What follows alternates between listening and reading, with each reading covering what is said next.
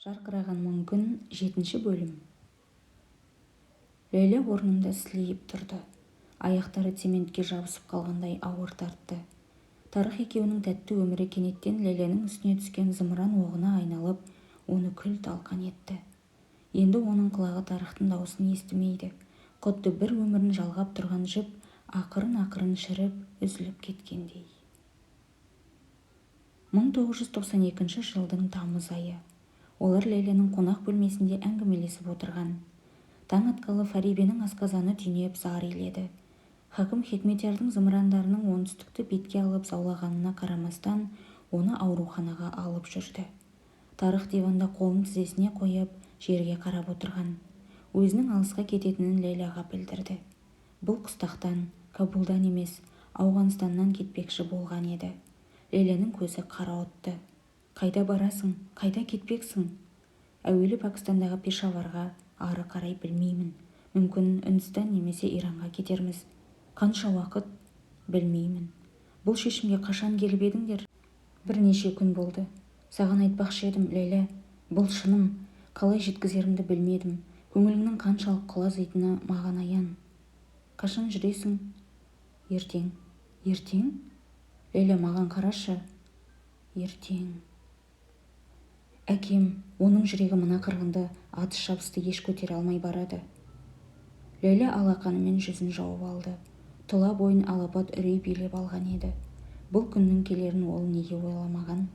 Таныс туыстарының көбі буынып-түйініп, қоржын қоланын көтеріп, Кабулды тастап кетті. Соғыс басталғанына 4 ай өтпестен Ләйләға таныс болған жүздер қыстақтан ғайып болды. Хасинаның отбасындағылар мамырда Иранға жетіп алған. Гети өлген соң көп ұзамай оның әке-шешесі мен сіңлісі де қайбір жаққа жол ұстаған. Ләйлә олардың қайда кеткенінен бейхабар. Жұрттан естуінше, Ирандағы Мешхед деген жерге қоныс аударған көрінеді. Олар кетісімен үй-жайлары аз күн иен тұрып, бейтаныс біреулер көшіп кірген. Ләйлә олардың маджахеттер әлде басқалар екенін де білмейді. Бәрі кетуде, мінекей, Тарых та кетпекші. Шешем де қартайды, деді ол. Олар қорқады да тұрады. Ләйлә, маған қарасаңшы. Бұларды ертерек айтуың керек еді. Өтінейін, маған қарашы. Ләйлә бар даусымен айғайлады. Артынша еңіреп қоя берді.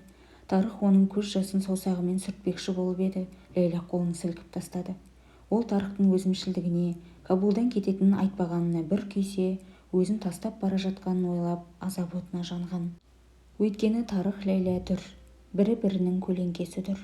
Ләйлә нені еске алса да Тарыхтың бейнесі тұрады. Солай болған екен. Оның Ләйләні тастап кетуге дәті қалай жетсін? Ләйлә оның кеудесін төпештеді. Артынша тағы ұрғылады. Шашынан тартты. Тарых Ләйләнің білегінен ұстап бірдеңелерді айтуда. Ләйлә да барды жоқты айтып бағуда. Кенет олардың маңдайы, мұрындары түйісті. Тарыхтың тынысынан шыққан ыстық леп Ләйләнің ернін шарпыды. Екеуі бірдей еденге құлады. Содан кейінгі күндер мен айларда Ләйлә сол күн, сол сәттерде болған істерді бір-бірлеп еске алады. Бейне бір өрт қаулаған музейден жүгіріп шыққан сурет құмар жандай әрбір қарасын, сыбдыр қимылды жадында берік сақтайды, қадірлейді. Әйткенмен уақыт опасыз. Күн өткен сайын жалыны өшеді, ыстығы басылады. Соңында бәрін есте сақтауға шарасыз қалады. Алайда бұл естелік Ләйләнің жүрегінде мәңгі орнайды. Долы дауылдар да, жойқын ағыстар да оны шайып кете алмайды. Ләйлә денесінің кіндік тұсындағы шыдатпас ауырсынуды, кілемге түскен күн нұрын, Тарыхтың өз дәніне желімдей жабысқан денесі мен оның иісін ұмытып қалмайды. Тарыхтың мойнындағы бір тамшы қандай қызарған қалды есінде тұтады.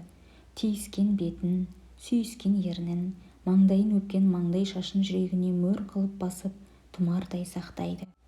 Тарыхтың тынысынан шыққан ыстық жалынмен ғайып болған қорқыныш, бойларындағы батылдық пен нәпсі. Әйтсе де, сол оғаш ауырсынудан кейін пайда болған айтып жеткіліксіз ләззат. Соңында Ләйлә Тарыхтың жүзіндегі қымсыну, қынжылуды емес, керісінше, оның ынтызарлық пен сағынышқа толы көзін, болмысын жадында тұтады, мәңгі ұмытпайды. Аздан соң абдырап, киімдерін түймелеп, үстерін дұрыстады. Шаш саусақтармен таралып, реттестірілді. Жүздері оттай қызарған олар жиілете тыныс алысып, бір-біріне жақын келіп отырды. Не жағдай болғанына таң қалысып, өздерінің сонша үлкен іске тежеусіз барғандарына сенбеді. Лейла кілемнің үстіндегі 3 тамшы қанды көрді. Сәлден соң ата-анасы оның жасаған күнәсінен бейхабар осы диванда отырады. Соны ойлағанда оның тұла бойын қынжылыс пен өкініш биледі. Үстіңгі қабаттағы сағаттың шықылдаған үні құлағын жарып кетердей естілген еді. «Менімен бірге жүрсең», деді Тарық. Бастапқыда Лейла Тарыққа ілесіп бұл жерден кетудің мүмкіндігі барын ойлады. Солай етсе ғана Тарықпен, оның ата-анасымен бірге керек-жарағын көтерісіп, автобусқа мініп, алыстарға кете алады. Бар келеңсіздікті артқа тастайды. Мейлі қуаныш әлде қайғы болсын, онымен бірге көреді. Өзін күтіп тұрған қоштасу мен жалғыздық азабын мәңгі көрмейді. Ол Тарықпен бірге кетуге қақылы, бірге болуға, өмірдің ыстық-суығын онымен тең көруге қақылы. «Сені мәңгілік қасыма аламын, саған үйленемін, Лейла». Лейла манағы істен кейін алғаш рет басын көтеріп оған қарады. Бұл жолы ол әзілдемеген. Көзінен мүләйімділік пен ынтызарлық аңқып тұрған еді. «Тарық, маған тұрмысқа шық, Лейла, бүгін-ақ үйленейік». Ол Лейлаға өзімен бірге мешітке баруды, молда мен 2 куәгер тауып тезірек неке оқыту жоспарын айтпақшы болды. Алайда мұджахидтер секілді қатал әрі келісім таппас шешесін ойлағанда Лейляның тынысы тарыла бастады. Әкесі де шешесінің себебінен Кабулдан кету шешімінен бас тартқан. «Кейде бұл дүниеде сенен өзге ешкімім жоқтай сезінемін, Лейла», деген еді ол Фарибеге қаратқан ызасы мен наразылығын білдіріп. Лейла ата-анасын қалай тастап кете алсын? «Хакмекейден сені сұраймын, ол бізге разылығын береді, Лейла, батасын береді». Тарықтың сөзінің жаны бар еді. Әкесі оларға мақұлдық берер. Әйтсе де оның жүрегі пара-пара болмақ, көңілі құлазымақ. Тарық өтінішін жалғастыра берді. Лейляға жалынды, ызаланды. Соңында сабасына түсіп, сабырмен түсіндірді. Шырайындағы жылт еткен үміт ұшқыны бәрібір ғайып болды. «Мен кете алмаймын», деді Лейла. «Олай деме, Лейла, сені жанымнан артық көремін. Мені кешір. Сені сүйемін, Лейла». Лейла Тарықтан осы бір сөзді естуді қанша күтті, қанша түс, қаншама ұйқысырауларда айтылды екен. Міне, енді бірге болар сәт туғанда тағдырының тайқып кеткені ме? «Әкемді тастап кете алмаймын», деді Лейла. «Оның менен басқа ешкімі жоқ, оның жүрегі де бұл азапты көтере алмайды». Тарық мұны білетін. Лейляның бейне өзі сияқты мойнындағы парызын өтемей кетпейтінін жақсы білетін. Дегенмен ол Лейляға жалына түсті. Онымен қосыла жылады. Лейла Тарықпен қоштасты. Тарық Лейляның тілегі бойынша қош айтпай үйден шықты. Лейла есікті жылдам жауып, арқасымен сүйеніп тұра қалды. Тарық есікті жұдырығымен бір түйіп, өзінің оны алуға оралатынына бел буды.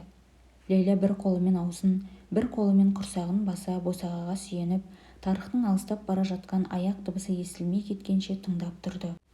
Аздаған тыныштықтан соң әлдеқайдан атылған зеңбірек үні тауларды жаңғыртып, зілзала қылып жіберді. Оның жүрегі атқақтай соғып, бүкіл денесін, көзін, тіпті сүйек-сүйегін солқылдатып бара жатқан. Жаз шыққалы бергі ең ыстық күндердің бірі еді. Төңірегі таулармен қоршалған шаһарды аптап қуырып тұрған. Жарық сөнгелі бірнеше күн болғандықтан, тұтас Кабулдағы электрлі желдеткіш атаулы бір бұрышқа жиыстырылып тасталған. Лейла қонақ бөлмедегі диванда көйлегі терге шылқып, денесіне жабысып жатқан. Демінен шыққан ыстық жалын мұрнының ұшын күйдірердей. Ата-анасы Фарибенің бөлмесінде кеңес құрып отырған. Бірер күннен бері Лейла олардың астыңғы қабатта әңгімелесіп отырған дауыстарынан оянып кетіп жүрді. Қораның қақпасында оқ ізі пайда болған күннен бастап олардың күңкіл-шүңкіл кеңестері жалғасып келеді. Алыстағы зеңбіректің гүрс еткен даусымен жарысып, жақын маңнан пулеметтің сақылдаған үні естілді. Лейленің ішкі әлемінде де соғыс жүріп жатқан. Бір жағынан өкініш араласқан намыс қинаса, екінші жағынан Тарықпен болған істі күнә демей, оны бұдан былайғы бір-бірін мәңгі көре алмаудай азап отынан тұтанған іс деп санап өзін ақтайтын.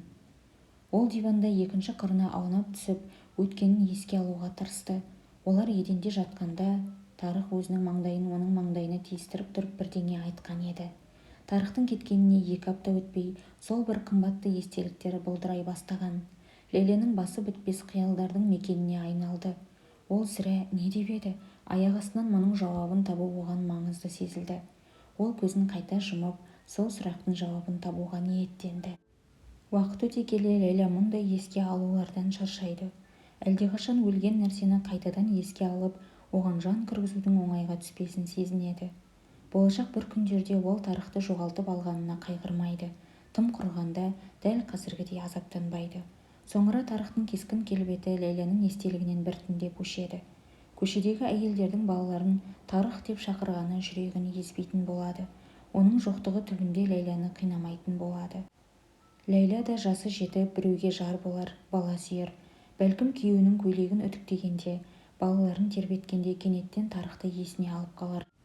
Жаз күндері табанын қыздырған кілемді яки біреудің маңдайының өз маңдайына оқыс тиіп кетуі дегендей болмашы істер оған тарықпен бірге болған сол күнді бәрін де есіне салатын шығар.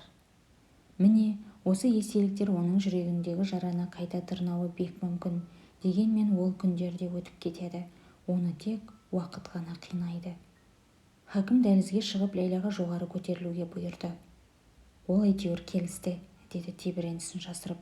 Біз енді кететін болдық, Ләйлә, үшеуміз Кабулдан кететін болдық. Фарибенің бөлмесінде үшеуі төсекте бірге отырды. Хикметияр мен Масуд әскерлерінің бір-біріне қаратып жаудырған оқ зеңбірек дауыстары естіліп тұрған. Қаланың бір жерінен көрінген анау қап-қара ыстың астында әлдекімдердің жан тапсырғаны Ләйләға аян еді. Таңертең сол адамдардың мәйіттері шашылып жатады. Кейбірін жақындары алып кетсе, тағы біреулері сол жатқан жерінде қалады. Одан әрі Кабулдың адам етін жеп үйренген иттеріне азық болады.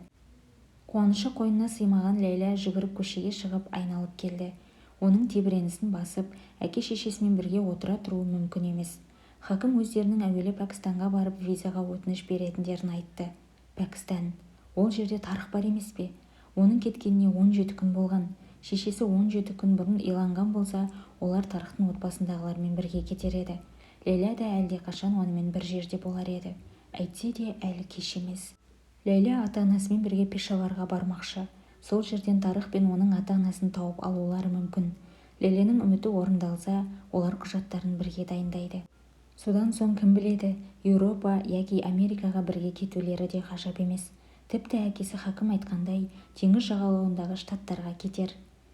Шешесі төсегінің басына сүйеніп отырған, көзі ісіп кеткен, шашын тоқтаусыз жұлатын. 3 күн бұрын Ләйлә сыртқа ауа жұтуға шығып, есік сыртында сүйеніп тұрғанда, құлақ тұндырар дауыспен бірге бір нәрсе оның құлақ түбінен зу етіп өтті де, көзінің алдын ұсақ ағаш тозаңдары қаптады.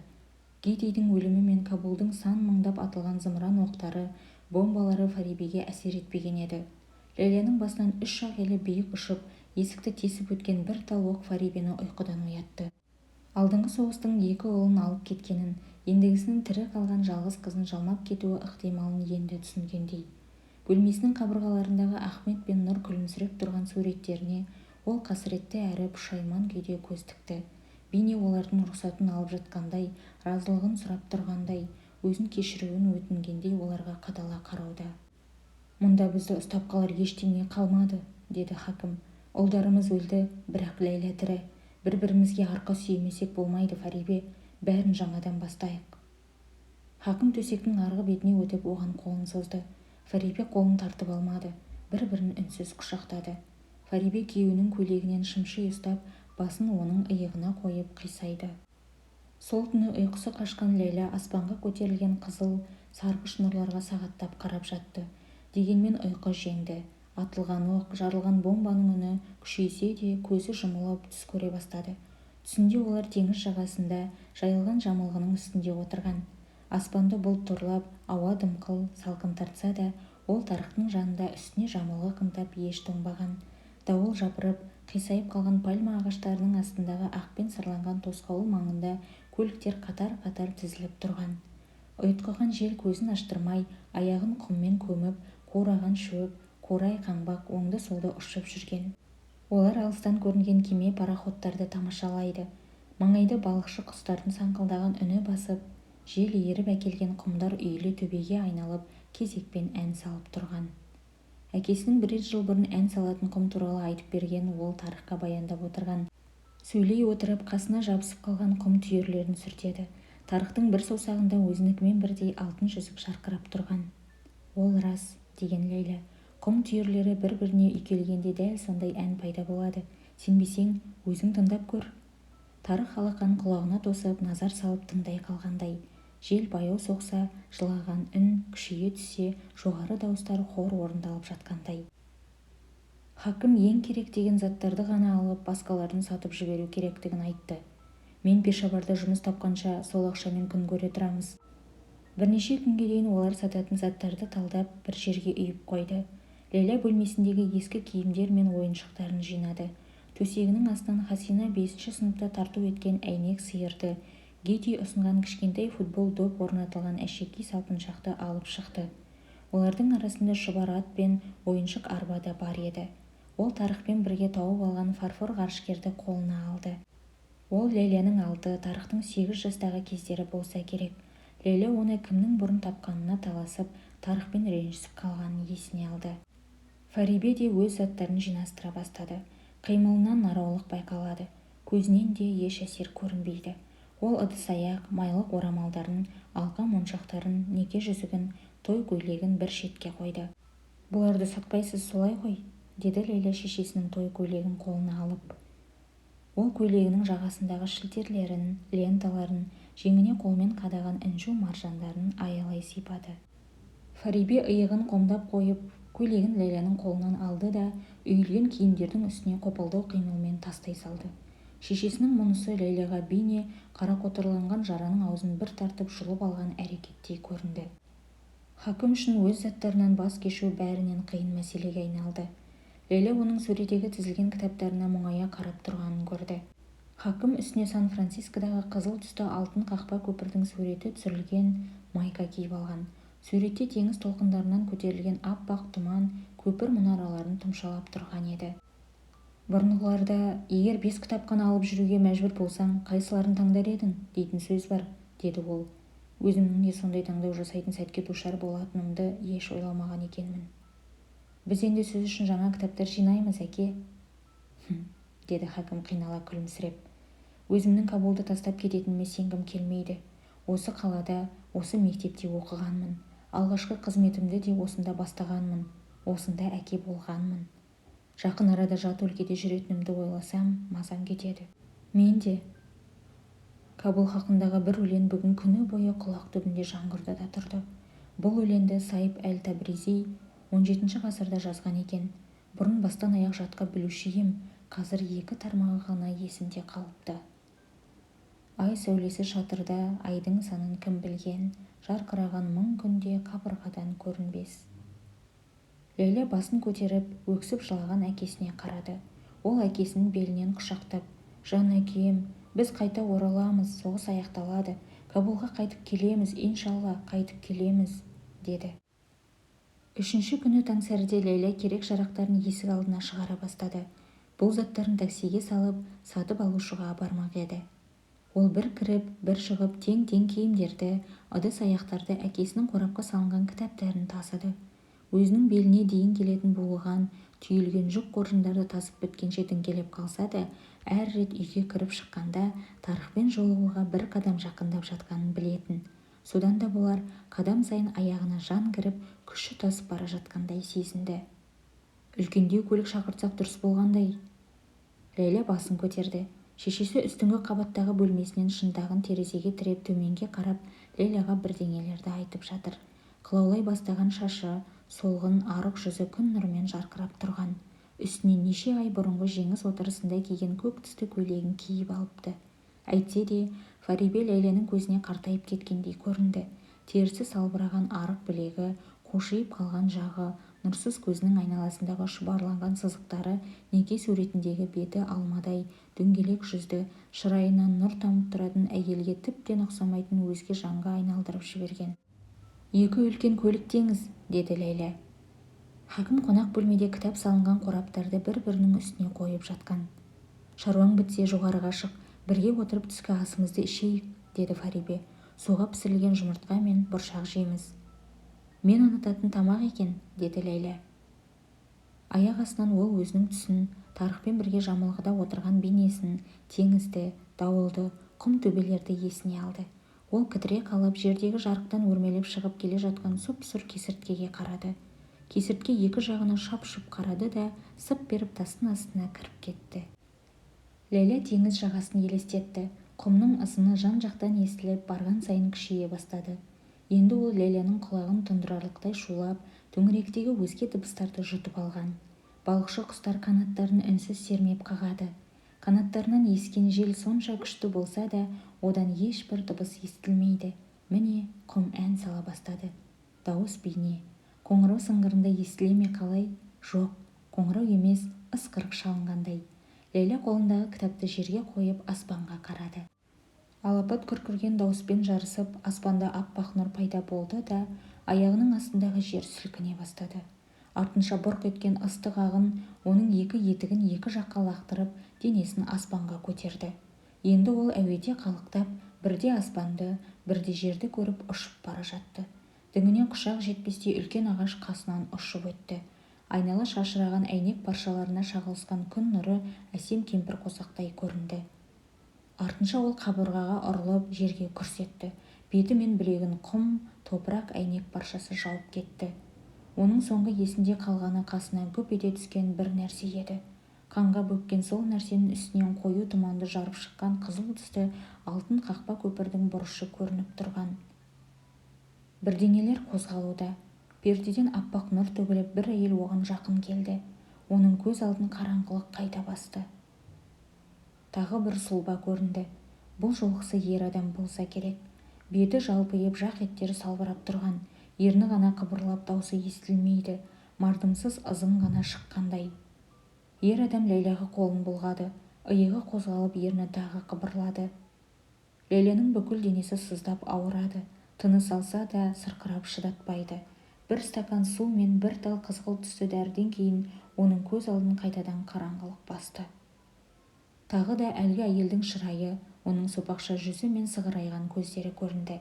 Ол Ләйләға бірдеңелерді айтып жатқан, бірақ ол ызыңдаған үннен өзгесін естімейді. Керісінше, ол әйелдің айтқан сөздерін көре алатындай сезінді. Сөздер әйелдің аузынан аққан қоймалжың ботқадай тым созылып, шұбатылып шығады. Ләйленің кеудесі мен аяқ қолы ауырады. Айналада адам көлеңкелері ғана қозғалады. Тарық қайда? Ол неге қасында жоқ? Төңіректі қараңғылық басып, жұлдыз жамырады. Ләйлә әкесімен биікке өрмелеуде. Ол Ләйләға арпа егістігін көрсетіп жатыр. Генератордың үні гүрілдейді. Сопақша жүзді әйел Ләйләға еңкейіп қарайды. Әр тыныс алуы ауруды қозғайды. Әлдеқайдан аккордеон естіледі. Алланың рақымымен тағы бір тал қызғылт түсті дәрі ішті. Артынша ауыр үнсіздік басып, айналадағы бар дүниені сол үнсіздік жұтып кетті.